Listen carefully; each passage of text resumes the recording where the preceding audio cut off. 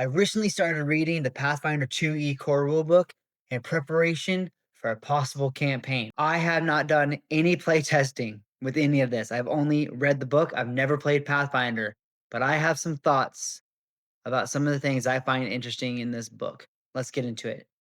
Cue intro. Curse 20, maybe some lightning flashing, you know. Okay, let's get into it.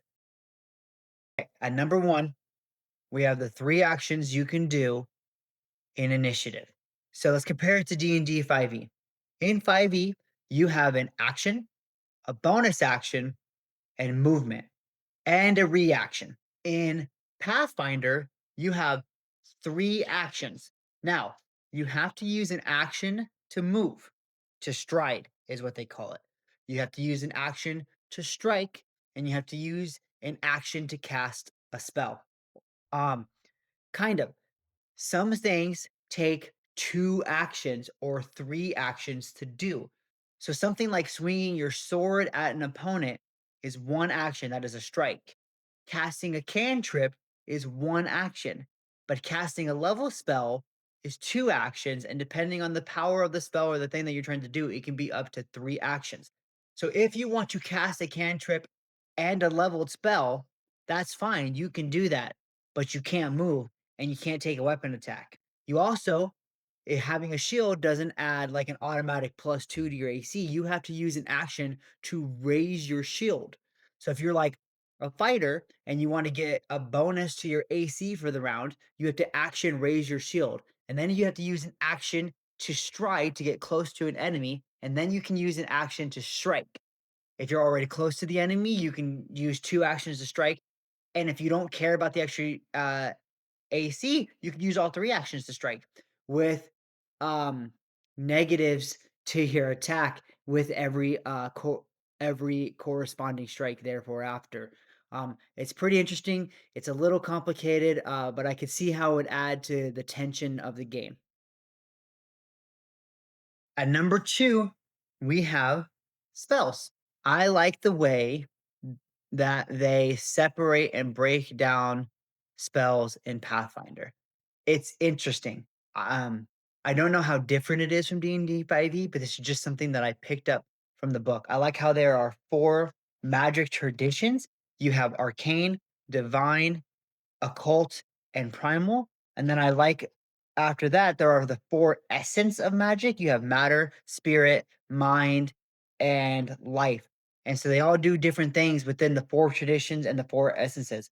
I also like that there's focus spells, and you can have different items that you can use as focus points for those spells, and those focus points recharge on like a long rest, and how you can use almost like concentration spells in D&D 5e. You can use an action to refocus in combat. And so let me rephrase this. So when you cast a focus spell, that's 2 actions.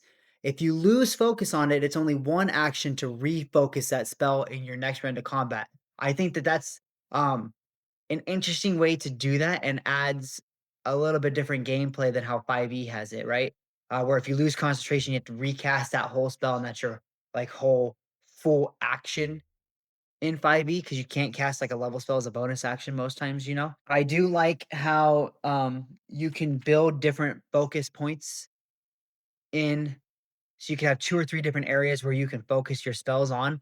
Where D&D, if you're concentrating on 1 spell, it's very rare that you get to concentrate on 2 spells at a time. It seems like in Pathfinder, there's a little bit more play to that. Again, I want to preference, I've read this book 1 time so far, and I haven't play tested any of it at the table. This is all just me reading it and giving you my first impression. So, any Pathfinder 2e hardcorers out there, don't come after me if I'm getting something wrong. I'm sure that I will be making um I'm sure that I will be making correction videos in the future. I plan on a lot more Pathfinder videos coming forward. At number 3, I have archetypes. I think that it is weird how they have set up multi-classing in Pathfinder 2e. You have to take a specific archetype. Um, Now, I don't know, again, I've never I've never played this at the table and I've never ran this at the table. If you could take an archetype every time you level up, or if you can, I'm not sure how that entirely works because like in D&D 5e, you can just pick, "Hey, I wanna take 3 levels of barbarian, and then I wanna take my next 2 levels in fighter, and I'm gonna take my next level after that in paladin." You can mix and match your levels like that as long as you meet the prerequisites for the skill components, like the prerequisites for the wisdom or the prerequisites for the ability score needed for that type of class. In Pathfinder, they seem to anticipate you not multi-classing as much. Then and to do but in Pathfinder, they seem to anticipate less mixing of classes. So they give you an archetype. So if you're going to play a bar let's say you're gonna play a fighter, and then you take an archetype cleric. So then all of a sudden you have like a level of cleric that you can do some stuff on. I'm not entirely sure if they anticipate you to keep taking archetype levels of cleric. Because at that point, you might as well just taking cleric and taking the archetype of fighter. So it seems as if they're like only anticipating you taking like dabbing your toe into another class, not trying to fully mix the benefits of both classes. D&D seems to be a little bit more open to that. Again, it's up to your DM discretion. He might decide that there is no multi-classing in his campaign, and I've definitely understand why some would say that. I've only ever played in games where you multi-class fully in D&D. So archetypes seem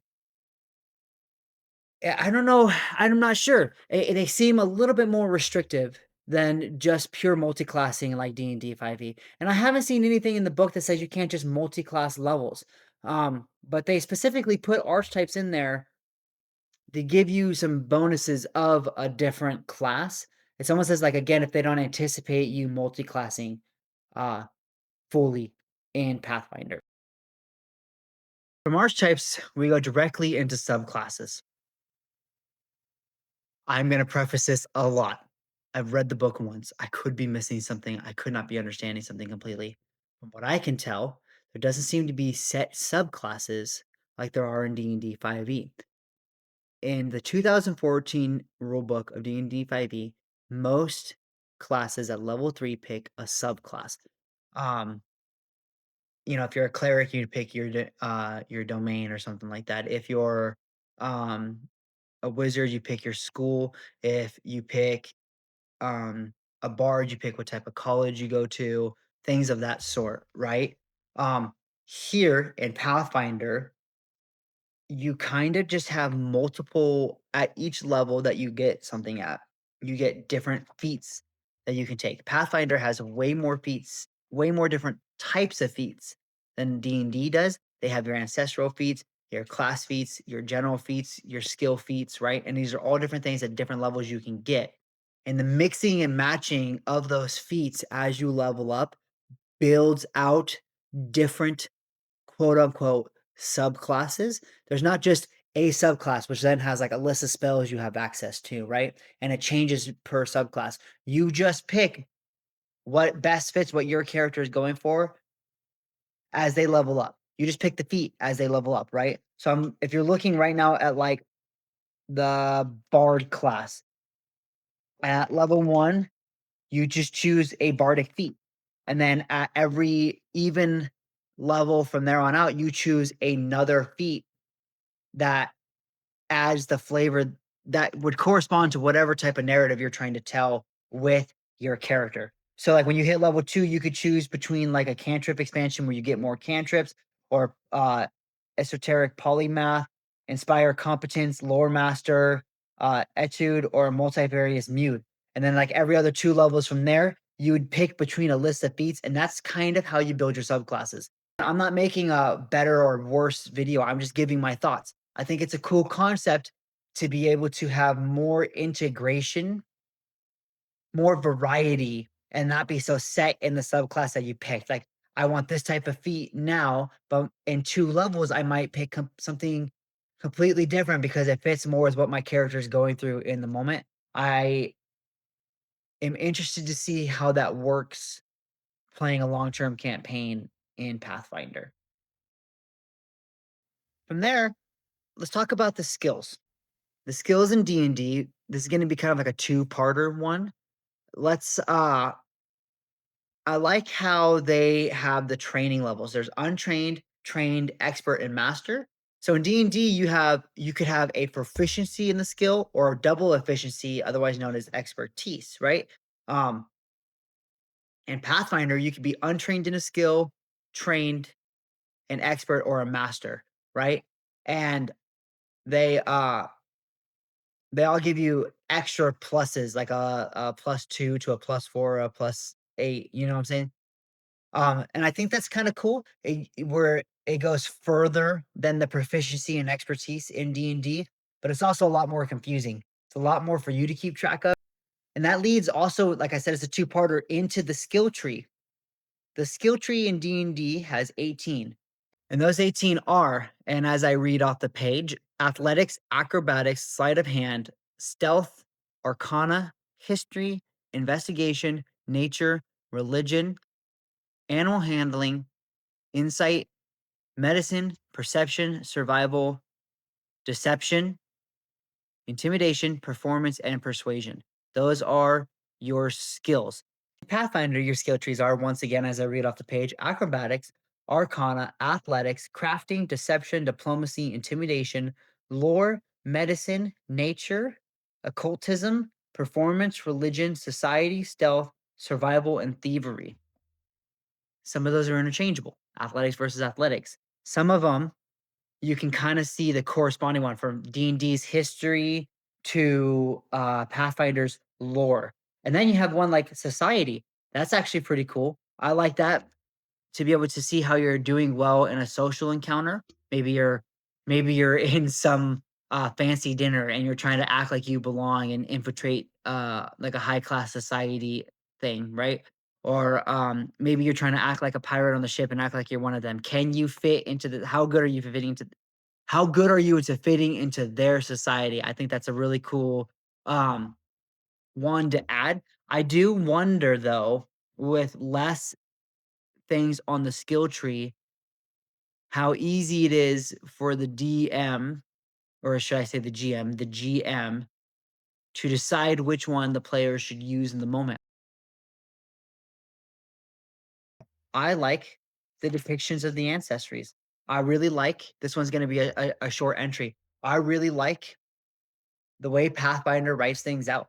I like their descriptions. I think they make each ancestry sound fun to play, and they do a really good job of guiding you on what like the quote unquote stereotypical of that ancestry is, while giving you enough room to play it as your own. Like when you read about dwarves, they tell you about how they tell you what others might see of you and how you might feel about something. They say you might strive to uphold your personal honor no matter the situation, but others might see you as stubborn. So they're giving you role playing, um, role playing tips, role playing jumping off points for your character. Another short one. I like the idea of them using your perception skill for initiative other than dexterity. So in D&D, your when you roll an initiative, you use your dexterity modifier. In Pathfinder, you use your perception. So I'm guessing the thought behind it in D&D for dexterity is how quick are you to react? While the idea behind it in Pathfinder for using perception is how much do you notice what's going on, and using that to decide if you need to act or not. And I could see both ways, and I think it's just a cool idea. And then there's like a little note in in the Pathfinder book that your DM may require you to use another skill for initiative, which I never even thought about DMing in D&D. Speaking of skill checks, Pathfinder says that the DM in certain situations to do secret checks, that the DM should roll the check for the player and not tell the player what they rolled for them, not tell them if they failed or succeed, just describe the situation playing out for them.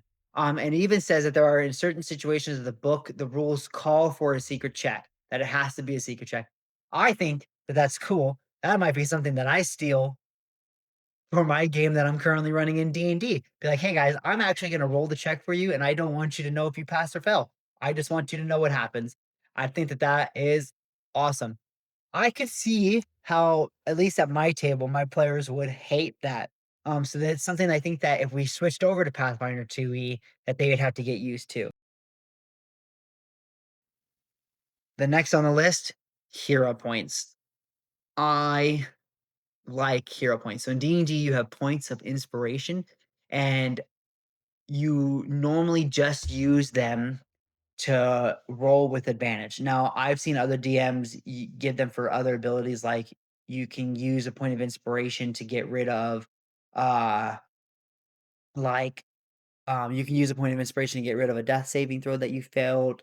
You can use it to automatically succeed on a check that you failed, but you can't um, use it to get like a critical, um, stuff along those natures. But in Pathfinder, they have heroic points, and it's already written into the rules. You can use them to get rid of death saving throws and get you out. Um, you can use them. You can use one to come back out of the unconscious condition without taking a wounded condition. Um, you can use them for a bunch of different things. I like the variety that Pathfinder gives you right away with them, and the openness for using them for different things within the game. I think it's a pretty cool concept. I like it's basically the point of inspiration from D&D 5e, but a little bit stronger. And I think for the stories that Pathfinder are trying to tell, I could see how that would be fun. In the exploration mode page on page 479 of the Pathfinder core rulebook, they talk about follow the expert. I think that this is a cool concept. So the Pathfinder book very much breaks down the play modes of their story. They break it down between exploration mode, encounter mode, and downtime mode. So, in exploration mode, while you're traveling the world and stuff like that, you can do a thing called follow the expert, which is where one of the allies during a recurring during one of the allies during a recurring skill check basically makes the check for the party. They have to be an expert in it. You match their tactic. Um, you get to add your level as a proficiency bonus to the associated skill check, even if you're untrained. And you gain a circumstance bonus on your skill check based on your ally's proficiency, +2 for expert, 3 for master, and 4 for legendary. Um, so basically, if you're like, hey, we're gonna make 10 survival checks, you can have the best guy in survival make them and give a bonus to all of your players if they follow the expert. I just think it's a pretty cool concept. They separate rest versus long term. So in a rest, once every 24 hour, you can take an 8-hour period of rest where you gain the hit points equal to your constitution modifier times your level. That is a what would be the equivalent of a so in a long rest in D&D, you regain everything. You regain all your hit points, you regain all your hit dice, you regain your spell slots and any abilities that you use throughout the day.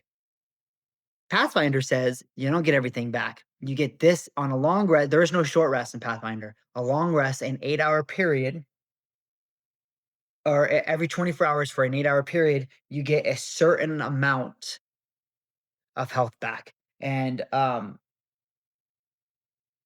then if you do another hour of daily preparations, you get like your spell slot backs, and then you get to choose what spells that prepared spellcasters like wizards would use throughout the day. Kind of the same thing as like a long rest in D&D. But they also that is what they call a rest. They have a long rest. A long rest happens in like downtime mode, and it would take multiple days of nothing else happening where you regain your full amount of health and you regain all of your abilities and all of your spell slots.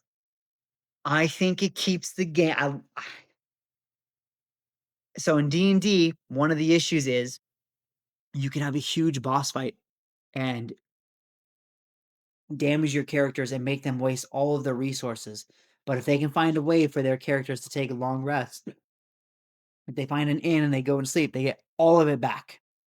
And Pathfinder, it keeps them from just going right back up to 100%. So each day of survival in the game or each day of fighting in the game can still stack upon each other. And over time, you can still wear your character down if they don't get the opportunity to take a long rest in the downtime section.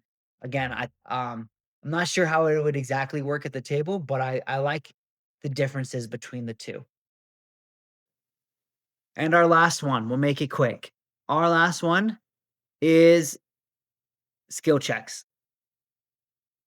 You when you roll a skill check, if you get a +10 over whatever the set DC was, that's considered a critical success, just as if you were rolling that 20. And if you get a -10 under whatever the set DC was at, that's considered a critical failure, just like a nat 1. Um, I think they're going for grander storytelling from the DM, right? So if you're like, okay, I set the DC at 15 and you rolled a 20, you succeeded. You're trying to jump, you're trying to swim across this river. Here, the DC is 15, you rolled a 20, you swim across, you're a little tired at the end, but you made it. You're fine. You might be 10 feet down the bank. But if you rolled a 25, you sprint across the river. You're so untired, you're able to drag your friend with you. I just like how I think they're going for um, wider storytelling from the DM and from the players with adding the critical and failures and successes in those ranges. Everybody, this has been another episode of Curse 20. Keep on the lookout for more Pathfinder videos. Keep on the lookout for more Curse 1 actual play episodes coming out soon. Our next episode after this video drops should be Draconic Echoes, one of my favorite episodes so far, and we're getting very close to the end of that campaign. Thank you for watching. Please like and subscribe. Roll well.